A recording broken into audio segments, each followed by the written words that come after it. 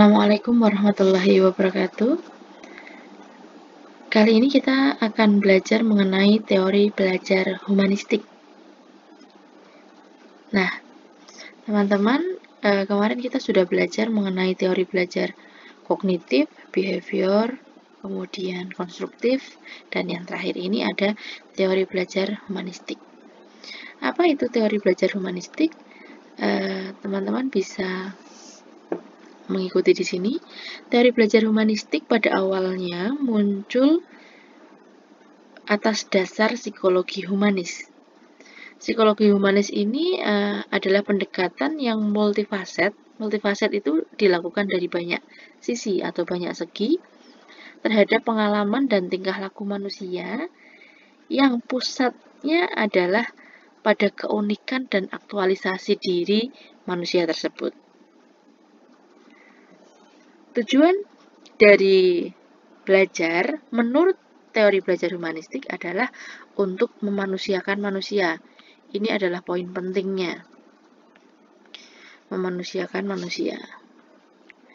Nah, proses belajar sendiri seringkali dianggap berhasil apabila siswa bisa memahami lingkungan sekitar dan tentunya memahami diri sendiri.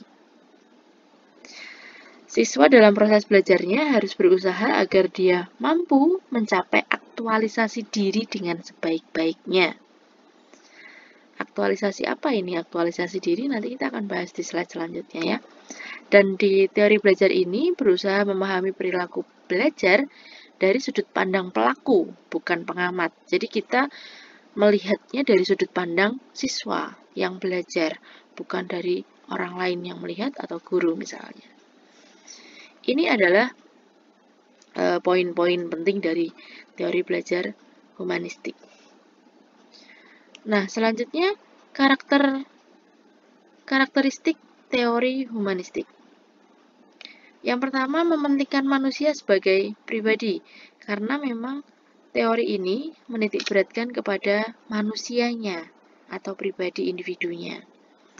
Kemudian juga mementingkan kebulatan pribadi, keinginan pribadi, tekad pribadi. Dan juga selain itu mementingkan peranan kognitif dan afektif, termasuk bagaimana seseorang atau individu ini mempunyai persepsi yang subjektif yang dimiliki tiap individu. Jadi pemahaman seseorang, sudut pandang orang tersebut, bagaimana dia bisa menentukan tingkah lakunya sendiri, termasuk di dalamnya adalah insight atau pengetahuan dan pemahamannya, sehingga bisa terjadi aktualisasi diri dan self-concept. Pada akhirnya ini adalah yang hendak dituju oleh teori humanistik. Nah, teori humanistik tadi prinsipnya adalah memanusiakan manusia untuk mencapai aktualisasi diri. Nah, pada slide ini kita akan pelajari apa itu aktualisasi diri. Jadi, aktualisasi diri itu individu yang mampu menerima fakta dan realita yang terjadi. Kemudian, biasanya seseorang yang sudah aktualisasi diri adalah orang-orang yang spontan dan kreatif. Biasanya individu ini tertarik pada problem solving dengan tujuan untuk melakukan suatu penyelesaian dari suatu permasalahan tersebut. Dia punya sikap apresiatif terhadap orang lain dan sistem moralnya atau idealismenya sudah mendarah daging atau terinternalisasi, dan orang-orang yang sudah aktualisasi dirinya bagus adalah orang-orang yang terbebas dari otoritas orang lain, sudah tidak mudah terpengaruh oleh orang lain, dan biasanya dia punya ketajaman dalam melihat berbagai hal secara objektif. Ini tentang aktualisasi diri. Jadi apakah teman-teman sudah aktualisasi diri atau belum? Silahkan cek dan refleksi, tanya kepada dirinya masing-masing. Nah, selanjutnya ada prinsip-prinsip dari teori humanistik. Yang pertama, manusia memiliki kemampuan alami untuk belajar. Ini yang dipegang oleh humanisme, para orang-orang yang mengikuti prinsip teori ini. bahwa setiap orang itu pada dasarnya punya kemampuan alamiah untuk belajar. Dan belajar menjadi signifikan apabila yang dipelajari ini relevan dengan kehidupan, keperluan individu tersebut, sesuai dengan bidangnya. Dan yang dipelajari adalah menyangkut perubahan di dalam persepsi mengenai dirinya. Jadi ketika kita belajar lebih banyak mengenai diri sendiri, itu akan jauh lebih mudah dipahami. Nah, tugas belajar bisa lebih diterima jika ancaman dari luar semakin kecil, maka tidak berlaku belajar sambil diancam. Dan yang paling prinsip juga yang nanti akan sering kita bahas adalah mengenai belajar yang bermakna. Mungkin teman-teman sudah temui ini di teori belajar yang sebelumnya ya. Tetapi pada teori humanistik juga menitikberatkan pada teori belajar yang bermakna ketika siswa melakukan suatu proses pembelajaran. Dan pembelajaran bisa lancar jika siswa ikut terlibat dalam proses pembelajaran. Atau kalau bahasa yang biasa kita dengar adalah learning by doing. Jadi belajar ketika melakukan, dengan melakukan, terlibat secara langsung. Sehingga siswa bisa dengan seutuhnya mempelajari atau mendalami pembelajaran materi yang diperoleh dalam pembelajaran tersebut. Nah, pada teori-teori humanistik ini ada banyak tokoh di dalamnya. Yang pertama ada Abraham Maslow. Tentunya sudah sering dengar namanya. Abraham Maslow ini, beliau ini terkenal sekali dengan piramida kebutuhan manusia. Ini adalah piramida kebutuhan manusia dengan dasar piramid adalah kebutuhan yang paling besar dan yang semua orang butuhkan, kemudian semakin ke atas semakin mengecil, karena piramid kebutuhan manusia ini dipenuhi dari mulai yang paling bawah. Ini yang paling prinsip untuk dilakukan adalah yang di sini. Yang pertama adalah psychological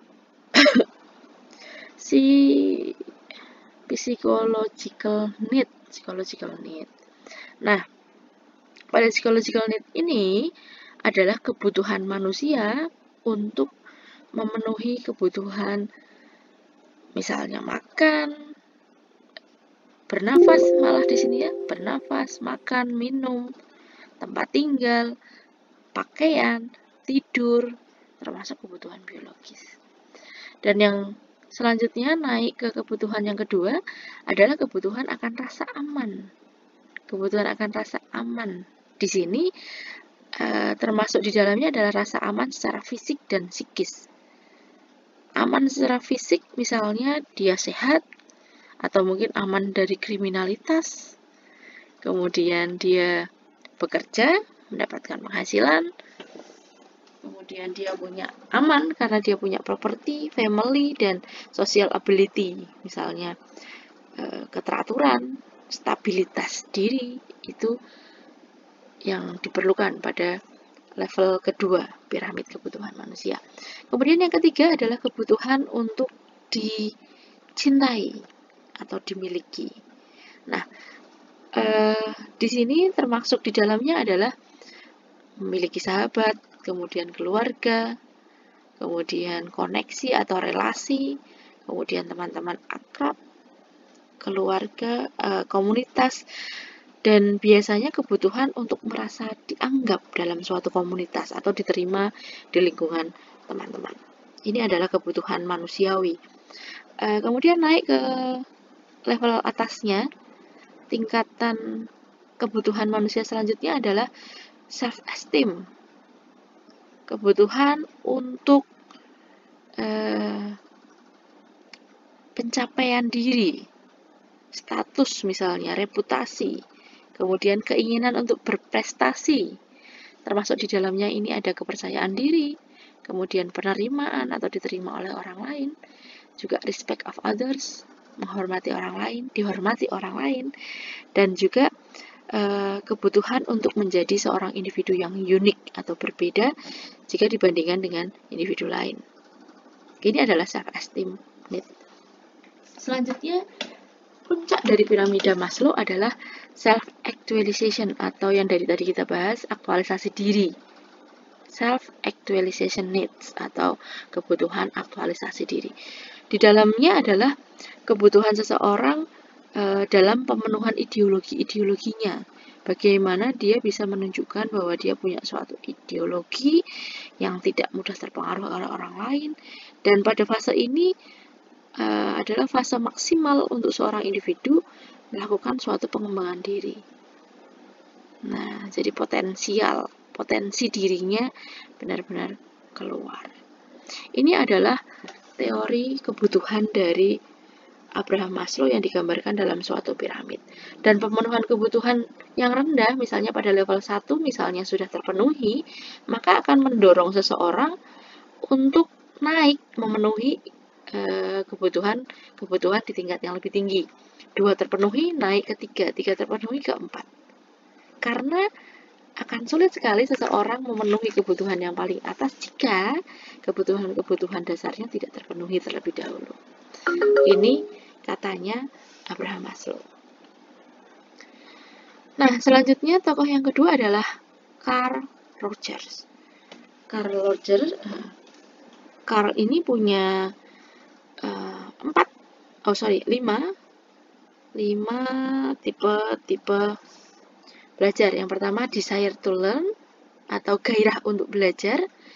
Kemudian ada significant learning, atau belajar bermakna. Kemudian ada learning without threat, belajar tanpa ancaman, bahwa setiap individu yang belajar tidak boleh di bawah ancaman. Karena kalau kita diancam, kita tidak akan mendapat apapun dari proses belajar itu. Selanjutnya ada self-initiated learning, atau learning how to learn. Nah, di sini seseorang atau individu memang punya keinginan sendiri untuk belajar. Dan yang terakhir adalah learning and change, belajar perubahan. Jadi mempelajari perubahan-perubahan yang terjadi, baik di dalam dirinya maupun di lingkungannya. Ini kata Carl Rogers. Selanjutnya ada Arthur Combe.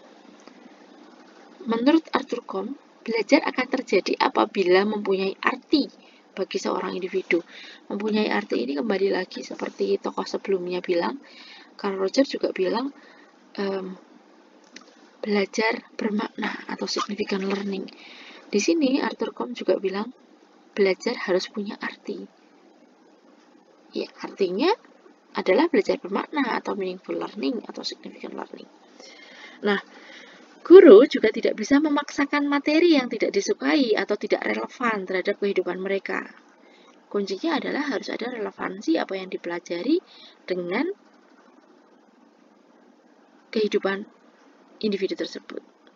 Dan yang terakhir, perasaan, persepsi, kepercayaan, tujuan, tingkah laku, inner adalah hal-hal yang membuat seseorang berbeda dengan orang lain.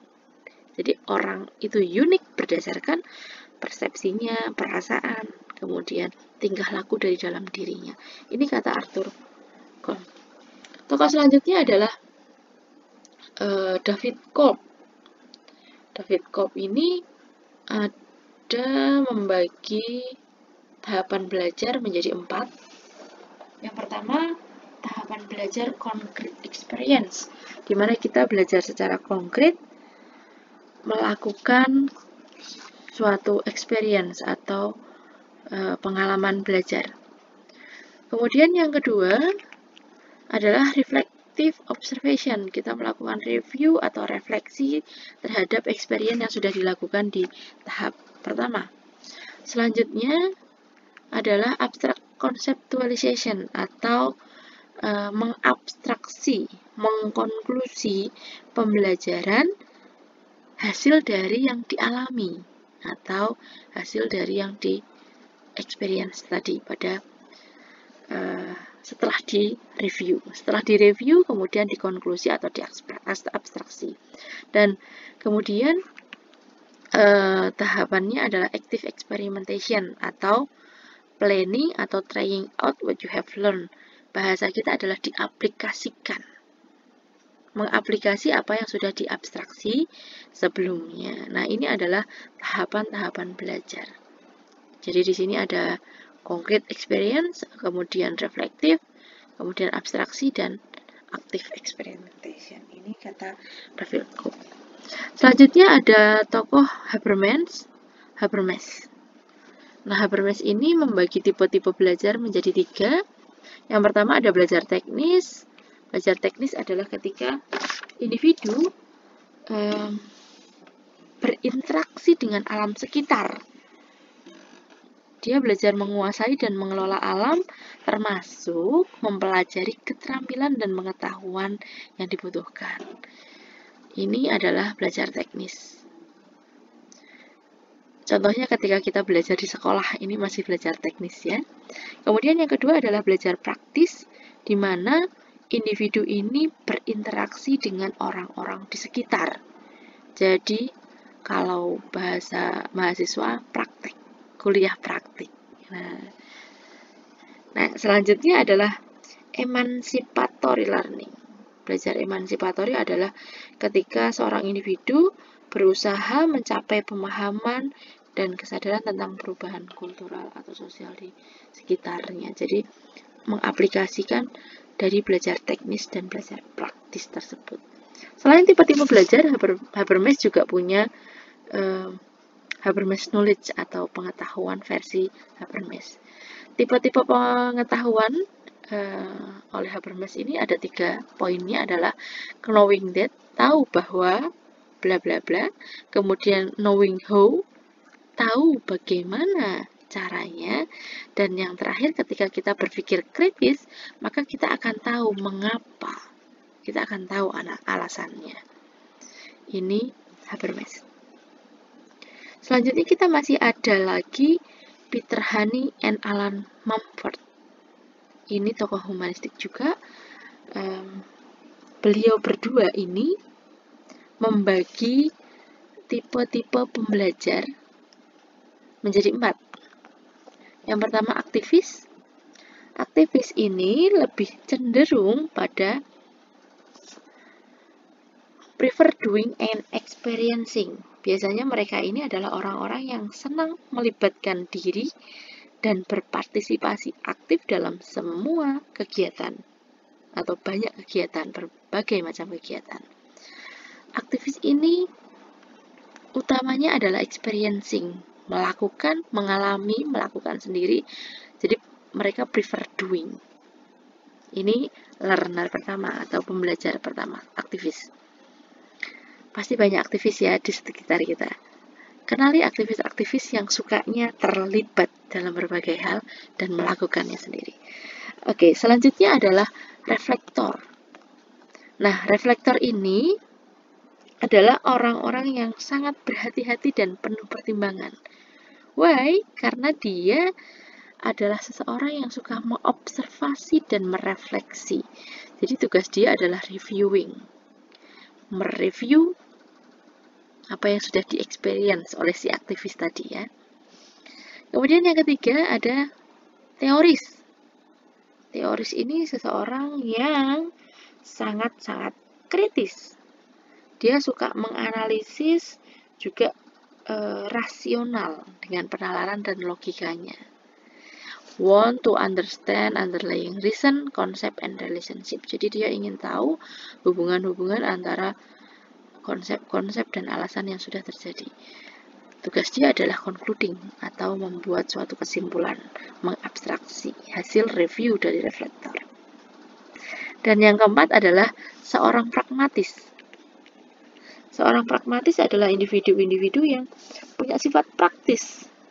Nah, biasanya dia ini ya, di sini ada likes to have a go, try things and see if they work. Jadi dia mengaplikasikan atau melakukan suatu planning, perencanaan suatu kegiatan. Ini pragmatis, tipe-tipe pembelajar oleh Honey and Mumford. Nah, yang terakhir kita punya Bloom, Benjamin S. Bloom, dengan taksonomi Bloom yang sangat terkenal. Nah, Bloom ini menekankan pada apa yang mesti dikuasai oleh individu sebagai tujuan belajar. setelah melakukan peristiwa-peristiwa proses pembelajaran. Nah, tujuan belajar oleh Bloom ini dirangkum dalam tiga ranah yang sangat terkenal ya. Yang pertama, ranahnya KAP, kognitif, afektif, dan psikomotor. Ranah kognitif ada 6 tingkatan. Yang pertama, mengetahui, kemudian memahami, mengaplikasikan atau menerapkan, kemudian menganalisis, mengevaluasi, dan mencipta atau meng-create. Ini tingkatan tertinggi dari kognitif, meng-create atau kreasi. Nah, atau kalau dalam bahasa Inggris kreatif gitu ya. Kemudian ranah afektif ada 5 tingkatan. Yang pertama pengenalan, yang kedua merespon, yang ketiga penghargaan, dan yang keempat pengorganisasian. Tingkat terakhir adalah pengalaman atau mengalami sendiri. Ranah ketiga adalah psikomotor. Yang pertama tingkatannya meniru, kemudian menggunakan, kemudian ketepatan, merangkai, dan naturalisasi. Ini adalah taksonomi Bloom yang sangat terkenal dan biasanya diterapkan oleh para pendidik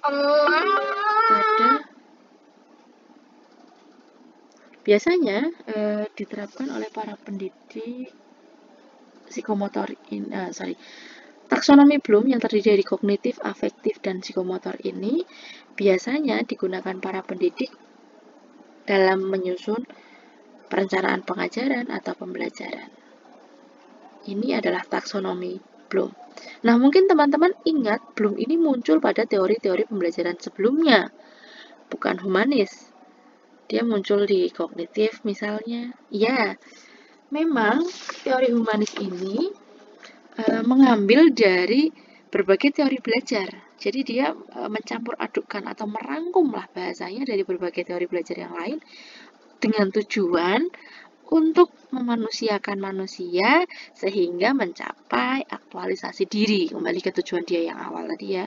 Jadi sifat dari teori humanis ini adalah eklektik. Eklektik itu seperti yang tadi saya jelaskan bahwa dia merangkum berbagai teori belajar hingga tujuannya tadi terpenuhi. Apa tujuannya tadi? Memanusiakan manusia sehingga tercapai aktualisasi diri. Nah, demikian teman-teman materi tentang teori belajar humanistik. Kita sudah sampai di slide terakhir. Terima kasih atas perhatiannya. Sampai ketemu lagi di materi-materi selanjutnya. Selamat belajar. Assalamualaikum warahmatullahi wabarakatuh.